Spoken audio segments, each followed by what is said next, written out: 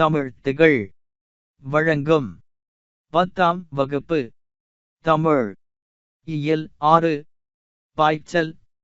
முக்கிய குறிப்புகள்: தக்கையின் மீது 4 கண்கள் என்ற சிறுகதை தொகுப்பின் ஆசிரியர் ச. காந்தசாமி. சாயாவனம் என்ற புதினத்தை எழுதியவர் ச. காந்தசாமி. விசாரணை கமிஷன் என்னும் புதினத்திற்கு சாகித்திய அகாதமி விருது பெற்றவர் ச. காந்தசாமி.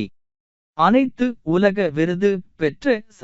காந்தசாமியின் குறும்படம் சுடுமண் சிலைகள். ச. காந்தசாமி எழுதிய புதினங்கள்: தொலைந்து போனவர்கள், சூரியவம்சம், சாந்தகுமாரி.